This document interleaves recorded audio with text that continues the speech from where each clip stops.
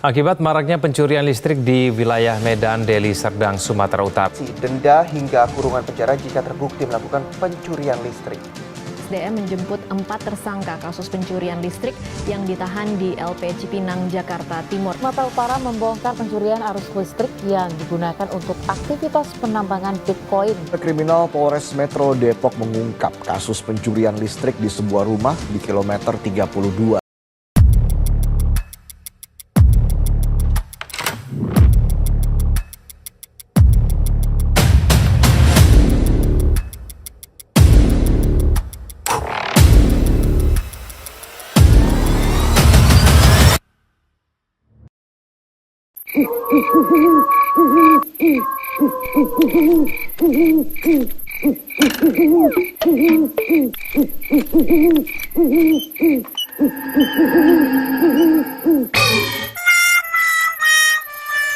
Hei, ngapain kamu? Ada apa ini? Dia lagi mencuri.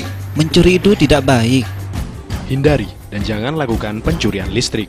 Pencurian listrik dapat mengakibatkan konsleting dan bahaya kebakaran yang menimbulkan korban jiwa dan kerugian harta benda.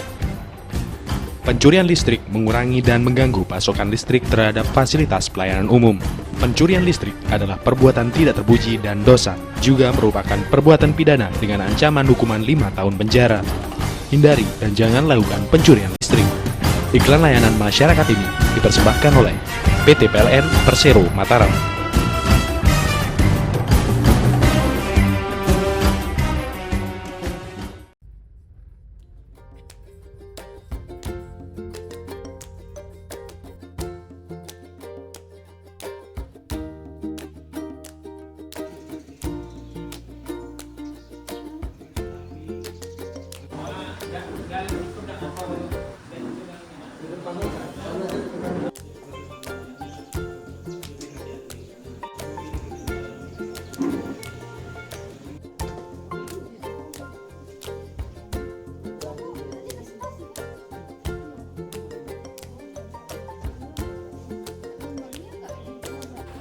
Kami mengucapkan selamat datang di kantor Kelurahan Kependudukan Dulu, dan kami juga memohon maaf bahwa pada hari ini saya ikut KKN-nya, yaitu sosialisasi tentang penertiban pemakaian tenaga listrik.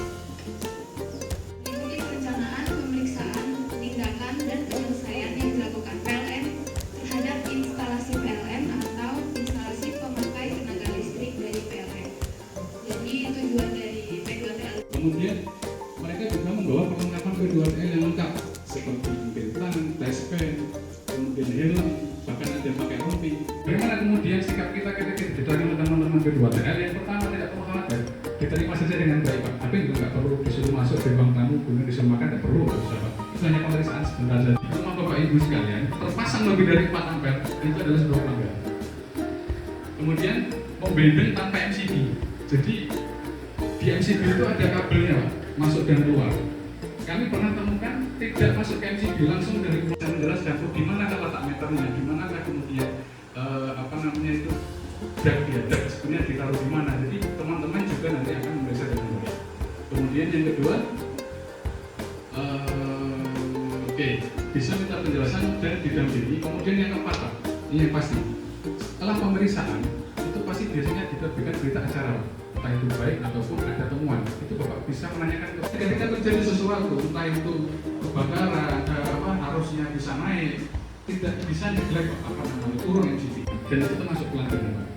Dan mohon maaf, tolong jangan melakukan seperti itu, Pak. Itu ada 2 kemungkinan. Yang kemungkinan pertama, jika tidak ditemukan pelanggaran, maka untuk petugas membuat berita acara hasil pemeriksaan yaitu dengan hasil baik. Kemudian petugas melaksanakan itu petugas meminta pelanggan untuk melaksanakan pemeriksaan dengan didampingi oleh pelanggan, dan petugas mulai melakukan pemeriksaan pada kabel, pada sambungan rumah, parameter, dan MCB.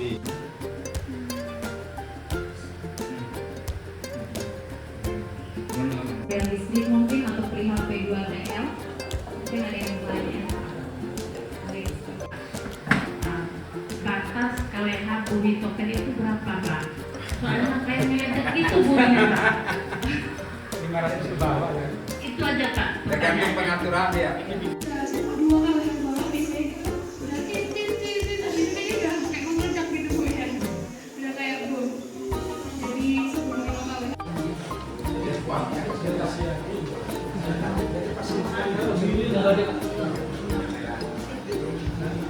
Baik, izin bertanya satu aja Pak.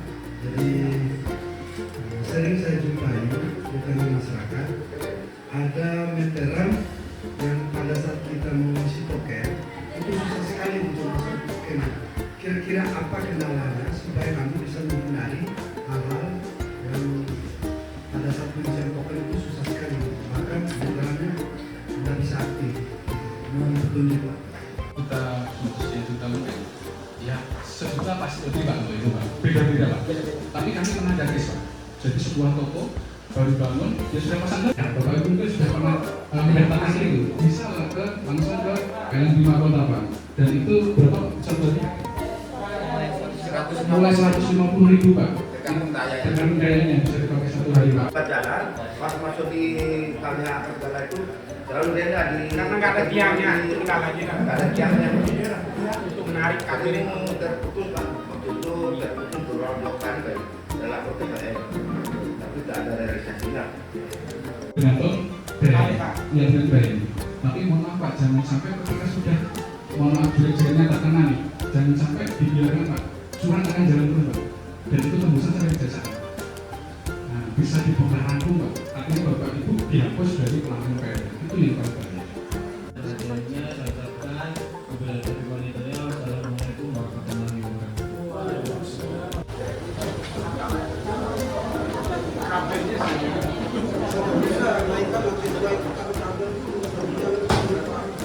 Dari tadi Assalamualaikum warahmatullahi wabarakatuh. Waalaikumsalam warahmatullahi wabarakatuh. Pagi. Perkenalkan Bapak-bapak, saya Ardiansyah Diata Iskandar, mahasiswa KKN kelompok 11 dari program studi teknik elektro Universitas Islam Sultan Semarang. Dan di sini saya akan melakukan penyuluhan tentang pencurian listrik dan bahaya pencurian listrik. Di sini saya sudah menyebarkan brosur tentang bagaimana batas kewenangan PLN dan pelanggan, apa saja yang termasuk penyalahgunaan energi listrik. Yang pertama, dia memperbusa MCB atau pembatas daya. Yang kedua, mengganti MCB yang tidak standar PLN. Yang ketiga, merusak sekretariat PLN. Yang keempat, menjamper tanpa menggunakan MCB. Kemudian yang kelima, menjamper kabel fasa pada kWh meter karena mengambil langsung aliran listrik dari kabel PLN. Ketujuh, menggunakan listrik tanpa alas hak yang sah. Yang ke-8, memindah kWh meter di luar persil pelanggan yang sah. Dan ada juga bahaya mencuri listrik. Yang pertama, kebakaran yang menyebabkan hilangnya harta dan nyawa. Yang kedua, padamnya aliran listrik yang merugikan masyarakat. Yang ketiga, bahaya tersengat listrik sehingga menimbulkan kematian. Keempat, hukuman pidana berupa denda bahkan kurungan penjara. Dan yang terakhir, merusak peralatan milik PLN maupun pelanggan. Terima kasih, mungkin itu saja. Semoga bisa dipahami oleh bapak-bapak semua. Banyak di desa saya ini Pak. Gimana? Banyak di desa saya ini mencuri listrik Pak. Aduh, bisa dilaporkan aja Pak. Oh siap. PLN nanti bisa ditindak itu Pak, karena itu melanggar peraturan Pak.